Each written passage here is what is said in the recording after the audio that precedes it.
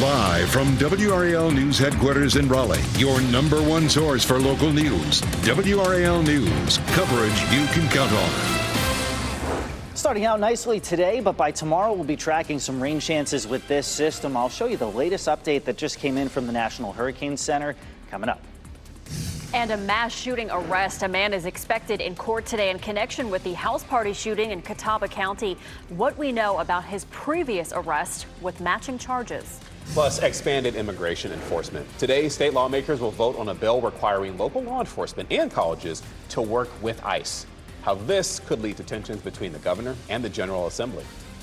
And a $1 million prize. Today begins the soccer tournament in Cary. What you need to know about tickets, game times, or how to get around that heavy traffic. We have it all coming up for you here on your Wednesday. Thanks for joining us. I'm Michelle McConaughey. I'm Chris Lovingood. A lot of stories that we are tracking this morning. I think the biggest thing is the weather maker, the next one that Chris Michaels has been tracking. But whereas before, Chris, we saw there was a 10% chance of a development in the tropics. What's it now? It's now 0. So that's some good news. This just came in from the National Hurricane Center within the last 15 minutes. Even though this isn't going to get a name, that really doesn't change our forecast this far inland because we're still expecting some rain and the potential for some localized flooding. That'll start with and after the morning commute tomorrow. That's part of why we have that weather alert day. As we head into the afternoon and evening commute tomorrow, however, our showers are going to turn a lot more scattered. Then by Saturday, separate system comes in. It teams up with some heat and humidity. We'll see some late day storms out of that. By Sunday, not expecting as many storms. No storms out the door right now. Durham, you're checking in at 69 degrees. Rocky Mountain, Holly Springs at 65. We're also at 65 in Cary, where the soccer tournament is starting out right about now. Maybe you're not doing that. Maybe you're planning on heading to the pool. Take advantage of it today because I don't think we're going to be doing that tomorrow. High temperatures this afternoon in the mid-80s. Ken? Here in the 8 o'clock hour happening now, we've got the State Highway Patrol clearing a crash right now on US 1 northbound near Highway 55. And it's good to see that folks are following the law, which means that you move over one lane when you see there's a crash right there in the median. That right now we're seeing just some onlooker delay right now on US 1 North right there in Highway 55. So keep that in mind if you're coming in from all points south. Of course, we see the usual congestion building around the Beltline, the southern loop of the Beltline, as well as the northern loop of the Beltline as well, starting around Lake Wheeler Road. If you're using that southern loop of the Beltline, just know you're looking at a 10-minute delay. If you're trying to get to Durham this morning via Wade Avenue, you're looking at a 2-minute delay. But coming in from Johnston County, Highway 42 to the Beltline, no delay whatsoever. Here's what it looks like on the northern loop of the Beltline. This is a live look at I-440 and New Bern Avenue. As you can see, the bumper traffic. So it stands to reason you're probably looking at an 8 to 10-minute delay as well. In terms of other routes coming into the capital city, friends in Wake Forest are looking at a 9-minute delay coming in from on US 1 Capitol Boulevard, if you will. And over in Durham, very little to no delays heading into the Bull City this morning. You're getting ready to head into the car. Tune us in on the radio, 101.5 HD3. This morning, a man facing charges connected to a mass shooting in Catawba County is expected in court. The Catawba County Sheriff's Office announced last night 20-year-old Garen Killian, who you saw there, is in custody. Killian is charged with attempted first-degree murder, and authorities say more arrests are expected. One person was killed and 11 others were injured when authorities say dozens of gunfire shots were fired at a house party. And that happened near Hickory Sunday morning.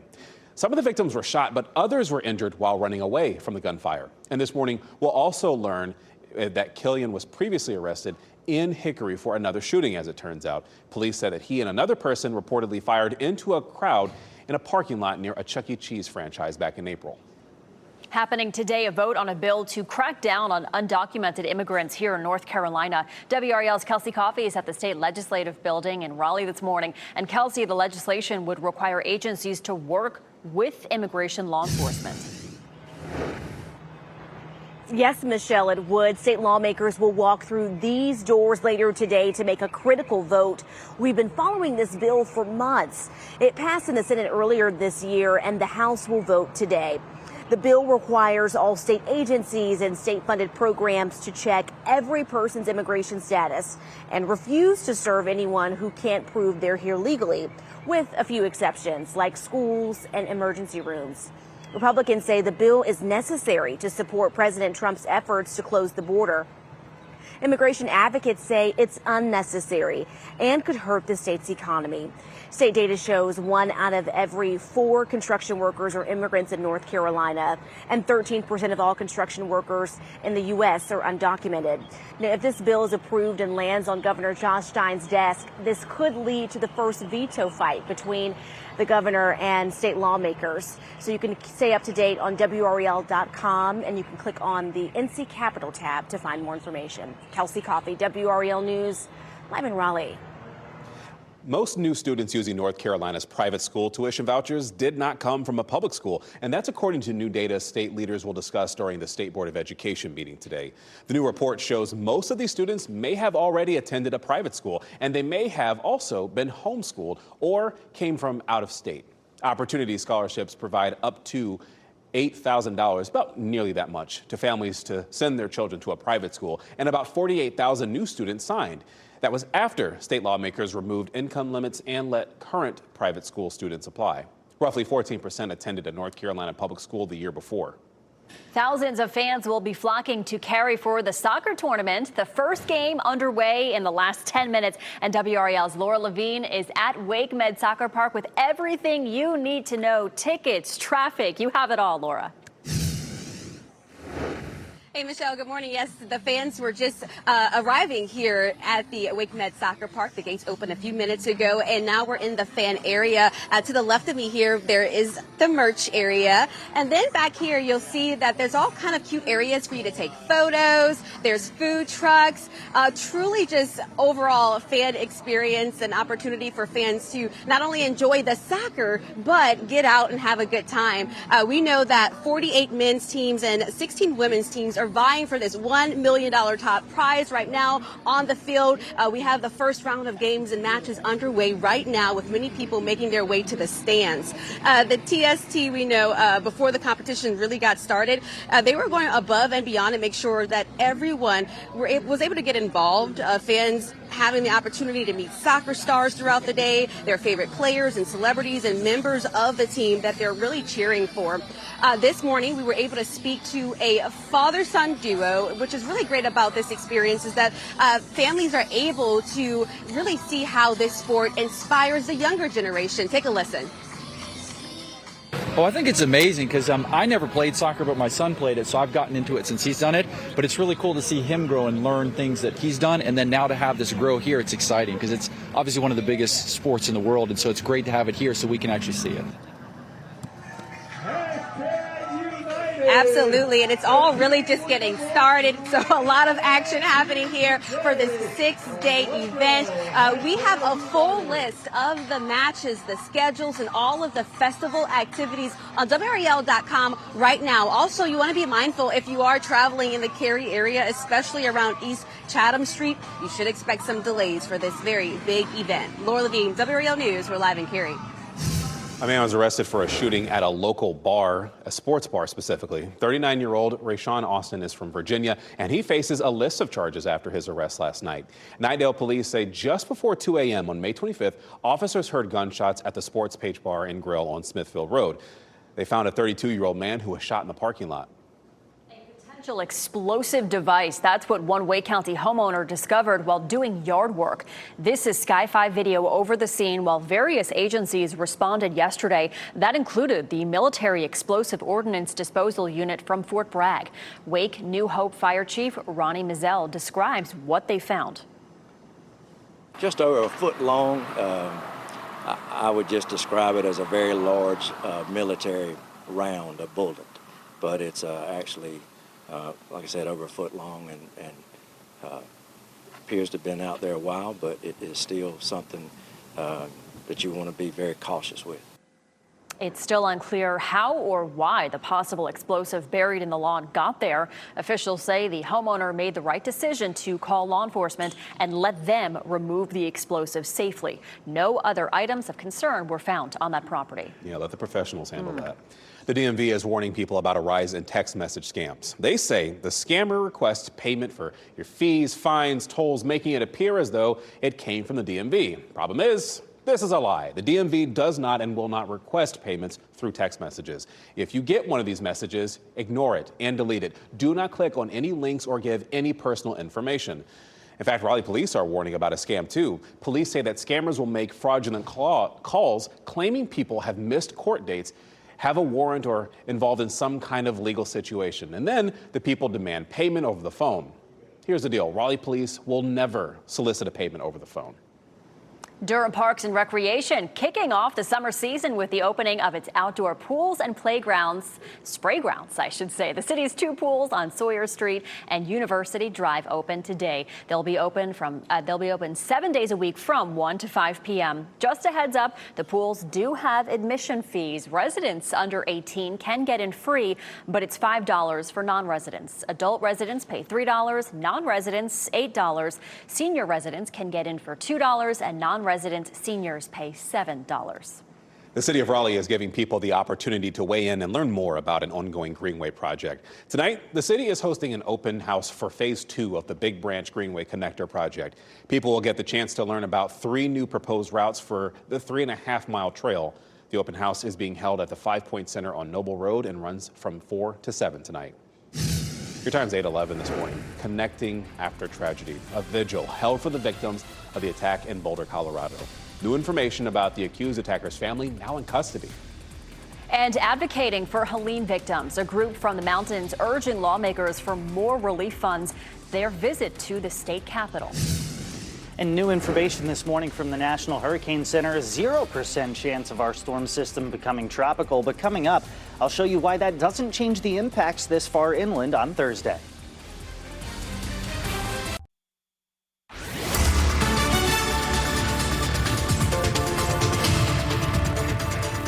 .14 new this morning, no chance of our next weather maker becoming a tropical storm. However, it doesn't change the fact that rain becomes likely at times Thursday. Some of that could be on the heavy side. That's why we've got a weather alert day for Thursday. As we go through the rest of the week, we'll see a minimal chance of storms Friday, a higher chance by Saturday with a separate front, and then another by Monday. So we're starting to get into yet another unsettled weather pattern. But in the meantime, this morning, nice and warm out there. In and around the Triangle, temperatures are 5 to 9 degrees warmer than they were 24 hours ago.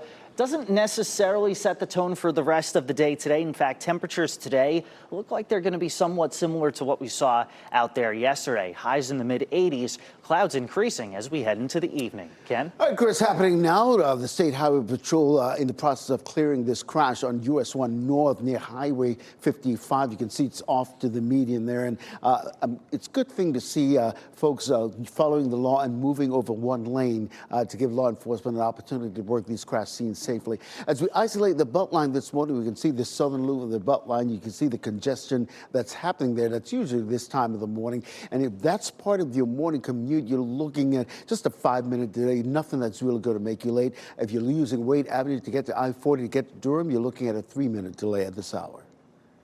6 months after a chaotic moment in South Korea under martial law, the country elected a new president. Lee Jae-myung defeated Kim Moo-soo. Kim was already conceded in the race. He has already, I should say. Last December, lawmakers pushed past police to get in the legislature in that country and then block a martial law decree from then President Yoon Suk-yeol. He was later impeached. President Donald Trump plans to increase tariffs on foreign aluminum and steel today. The president says most tariffs on steel and aluminum imports will be doubled to 50%. Many businesses rely on foreign steel and aluminum for products ranging from soup cans to auto parts. That could lead you to see higher costs on those items. President Trump says raising the tariffs will help protect U.S. industries and prevent unfair business practices from other countries. The 90-day pause on those sweeping tariffs is set to end in just over a month on July 9th. The Boulder, Colorado community is standing together after that violent attack that injured 12 people. A prayer vigil was held yesterday for the injured victims outside the courthouse where the attack happened. You can see people here standing hand to hand. The man accused of the attack has a court hearing later this week, and federal officials confirm immigration authorities detained his family. A Jewish festival in Boulder is still scheduled to happen this week despite the attack. Organizers are planning for additional security. Business owners and residents from Western North Carolina made the trip to Raleigh. They're visiting from Swannanoa to press lawmakers on the latest Helene relief bill. The mountain residents are concerned the latest round of aid will be slow to arrive, especially with the ongoing budget negotiations. They say much of the funding made available so far has come from private groups. Federal funding for things like debris removal has been slow, even though the need remains urgent. We want to get open to be part of the community, to support the community, to support our employees, and we don't want Swannanoa to get forgotten. The most recent Helene relief bill sets aside $500 million for recovery. Some state lawmakers have suggested spending up to $700 million. It's not clear if that would be a standalone bill or part of the next state budget. House Republicans are revisiting investigations into the Biden family. The House Judiciary Committee is expected to interview Hunter Biden's special counsel, David Weiss, on Friday. He's never testified publicly about his criminal probe into the president's son. That ended abruptly when Biden issued an unconditional pardon for his son. Committee Chair James Comer is also returning to his probe of former President Biden's mental fitness. Comer wants to look at the executive orders Biden signed in his last 6 months in office. Aspiring entrepreneurs will get the chance to show off their products today at Wake Tech Community College. Wake Tech Alumni Vendor Expo is being hosted at the Southern Wake campus on Fayetteville Road in Raleigh this afternoon. Organizers say this will get graduates of the Launch Wake County program to show off what they have learned and how they're strengthening the local business community. The event is scheduled to run from 1 to 4 p.m. The Navy is removing the name of a gay rights activist from one of its ships. Secretary of Defense Pete Hegseth ordered the Navy to rename the USNS Harvey Milk. The oiler was named after Milk in 2016.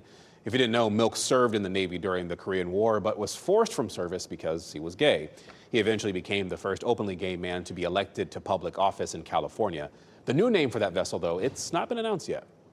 Passengers in New York City were evacuated from several Port Authority trains after a power outage. Officials say train service was partially suspended last night due to an outage between the Hoboken and Christopher Street stations. Power was restored. Train service was able to resume a little over an hour later. Some passengers were spotted being aided by EMS workers.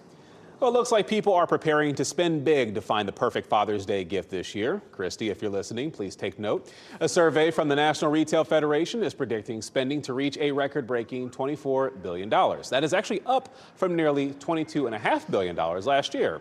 The survey shows the average person planned to spend around $200, and most of that money would be spent on greeting cards, clothing, a special outing, or gift cards. Father's Day, again, Christy, don't forget, Sunday, June 15th. Just subtle hints to my sweetheart that she may be hearing, may not. I don't know. Any doodles. We've got Chris Michaels over there. He always enjoys a good joke here and then. But right now, we're talking about something serious, weather over in the tropics. Right, yeah. And so thankfully, this has a 0% chance of becoming a named storm. Prior, it was a 10%. So it's not really like that's a big change, but did want to keep you guys updated. Nonetheless, counterclockwise flow around low pressure as it rides the coast is going to bring in some moisture, which eventually means some potentially heavy rain for us. Give you a snapshot of what radar may look like around 1 o'clock in the morning. So this is overnight. And then we fast forward to about 7 o'clock in the morning, peak commute hours. You may see some pockets of heavy rain, localized flooding possible after the morning commute. So that's kind of your two reasons for tomorrow's WRAL weather alert day. Heaviest rain is going to be closer to the area of low pressure. So that's going to be south of I-40 and especially as you go along the coast. Heading toward 5, 6, 7 o'clock tomorrow evening, showers look like they're going to turn a lot more scattered. But in terms of our flood risk, it's not extreme, okay? But there is at least a chance for some localized flooding, especially in some low-lying spots, urban areas, things like that. So for today, good day for the pool. Tomorrow, not so much. Friday, we'll put the green light on, and then Saturday, put the caution light as we see some scattered storms later in the day. In terms of right now, it's beautiful sunshine out there in Zebulon and temperatures in the 60s. The soccer tournament kicking off here on this Wednesday at Wake Med Soccer Park in Cary. Looking like a great day to kick things off with temperatures in the mid-80s. Then the pitch turns a little muddier, a little wetter at times heading into tomorrow. Temperatures for highs will be in the 70s. Once we get through this system along the coast, we'll actually see a mostly dry Friday with highs in the upper 80s. The weekend highs 90 to 92. The daily chance for showers and storms from Saturday through next Tuesday. Ken? All right, Chris, happening now in the WO Traffic Center. Highway Patrol just cleared this crash in US 1 North there, Highway 55. You can see traffic flowing nicely now in those northern lanes. I want to isolate the Beltline, the usual congestion, the southern loop of the Beltline right here, as well as the northern loop of the Beltline. We'll take a look at the northern loop in just a minute, but for those of you getting ready to head out the door in that southern loop as part of your morning commute, you're just looking at a 3-minute delay, so nothing that's going to really make you late this morning. Here's what it looks like on that northern loop of the Beltline. You see slow-moving traffic. You're probably looking at a 5 to 7 minute delay, so keep that in mind if you're about to head out this morning. So if you're coming in from Garner, Johnston County, maybe you might want to look at that southern loop of the Beltline. Just an 8-minute delay coming in from Wake Forest this morning. So our friends, you know the drill. Over in Durham, here's what we're looking at. Very little to no delays whatsoever coming into the Bull City. I do want to let you know that I-85 usually troubled spot. You're looking at maybe a 3 to 5 minute delay in and out of Durham. The soccer tournament kicking off. I want to let you know a lot of traffic building on Chatham Street right now. There's no alternate route, so give yourself some extra time if you're heading to that tournament. All right, thank you, Ken. Working with ICE, a bill will be voted on today in the state legislature requiring local officials to work with immigration officials. The potential rule just ahead.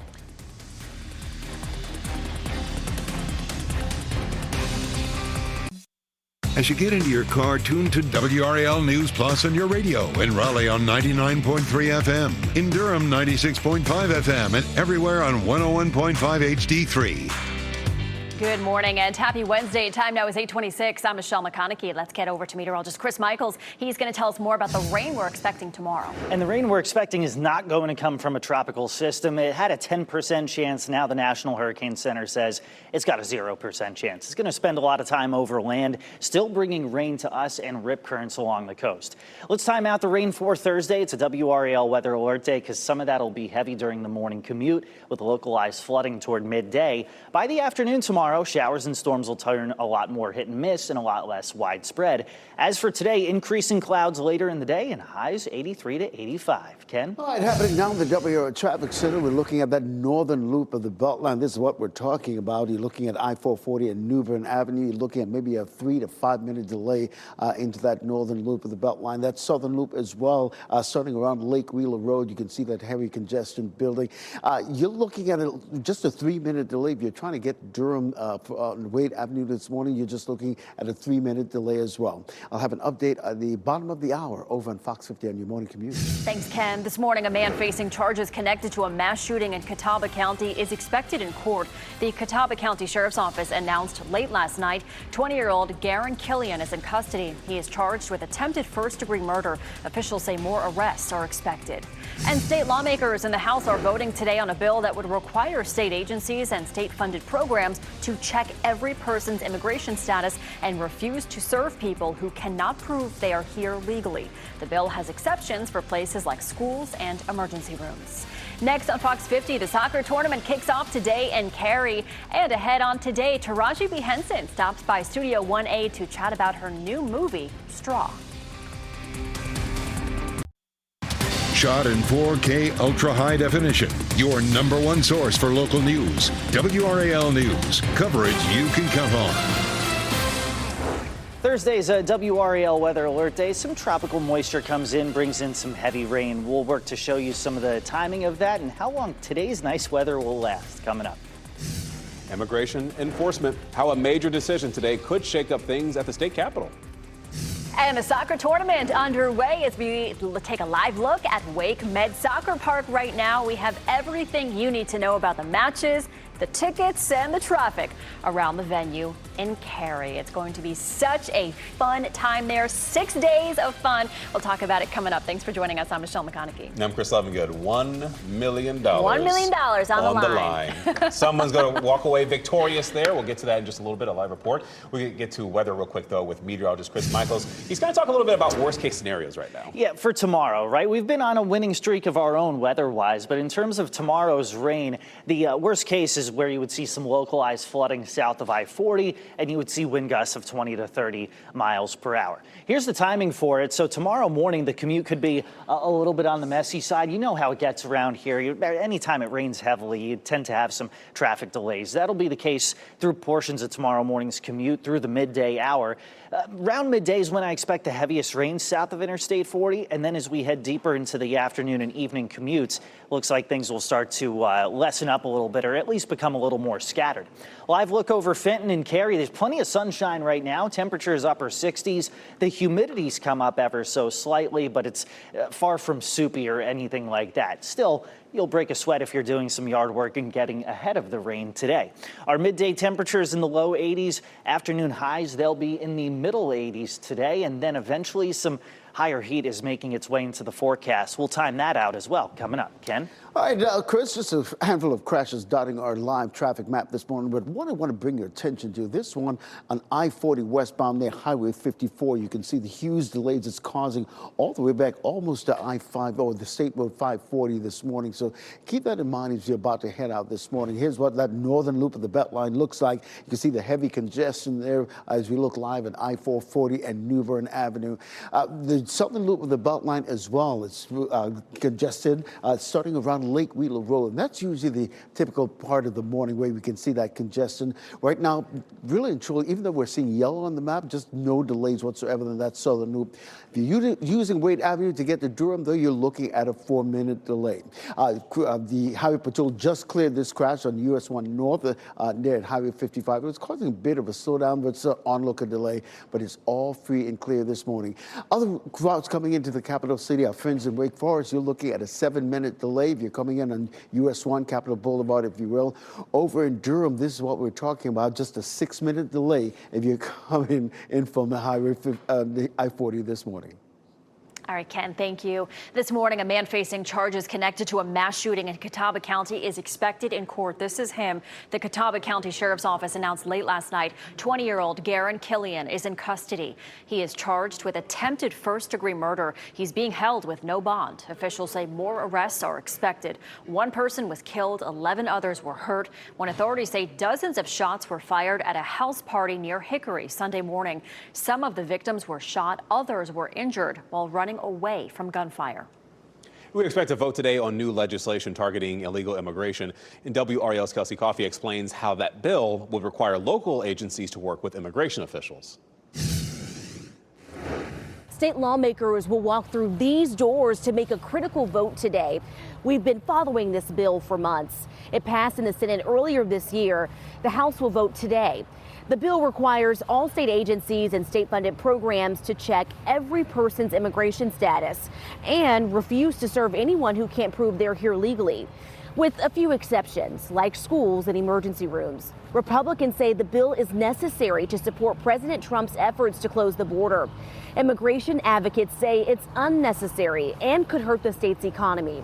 State data shows 1 out of every 4 construction workers are immigrants here in North Carolina, and 13% of all construction workers in the U.S. are undocumented. If this bill is approved and lands on Governor Josh Stein's desk, this could lead to the first veto fight between the governor and state lawmakers. You could stay up to date on WRAL.com. Just click on the NC Capitol tab.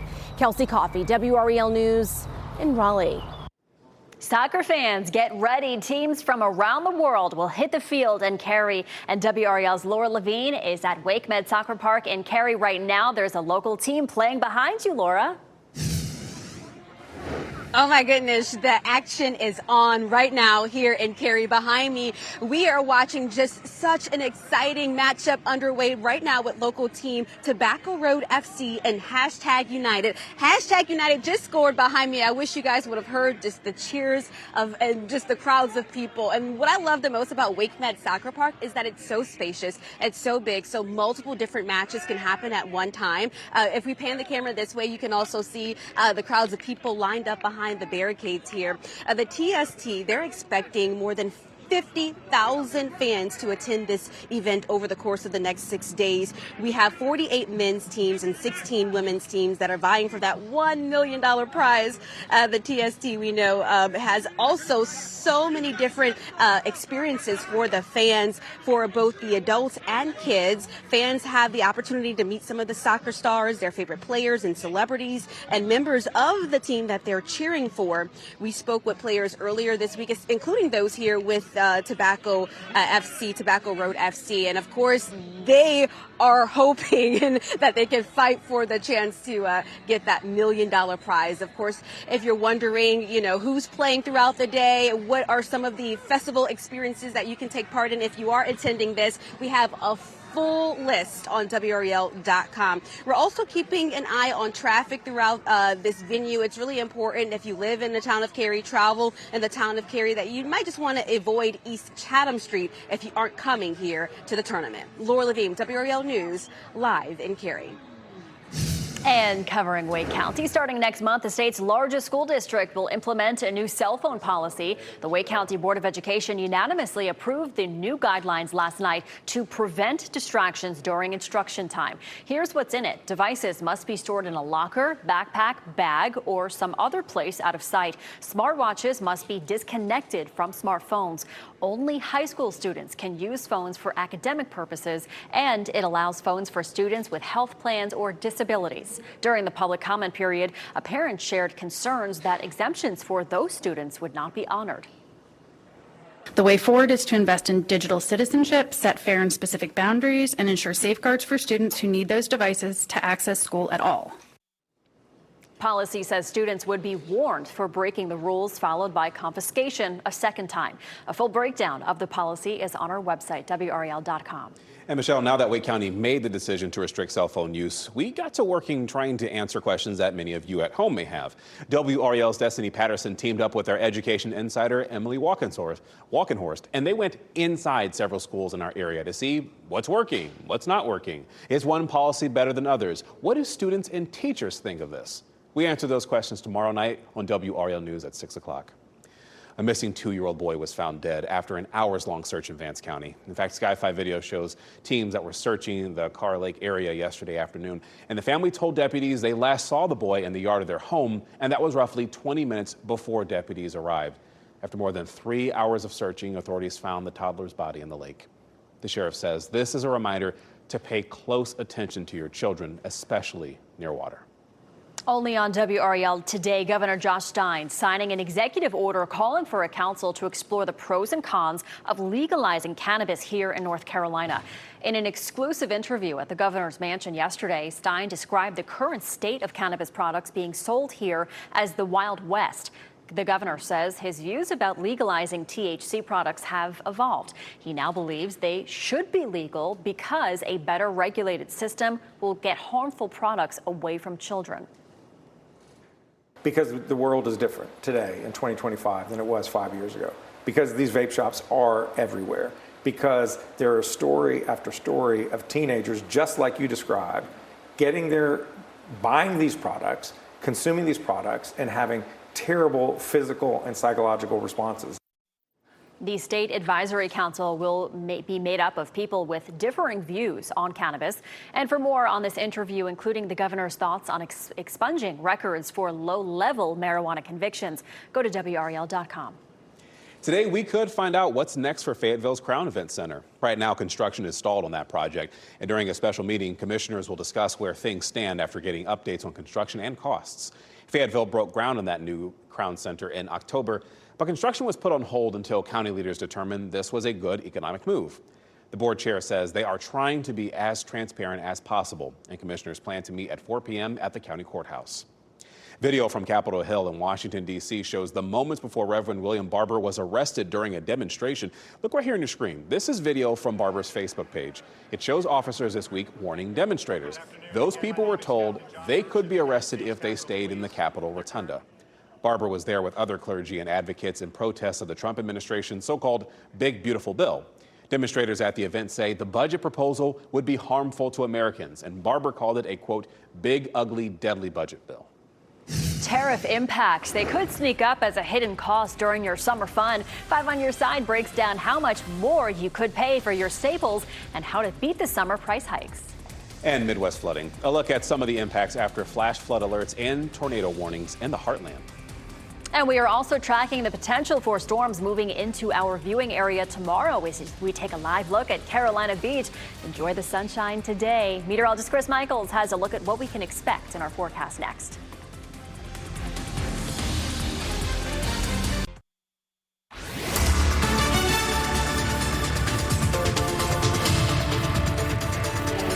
.44 this morning. Within the last hour, we have learned that the storm system coming in tomorrow now has 0 chance of becoming tropical. Previous to that, it had a 10% chance. So not a big update there. Rain is still likely for our Thursday, along with a rip current and flood risk closer to the coast. Not expecting that today. Look at all that sunshine outside the azalea gardens. Still great to come along and take some pictures.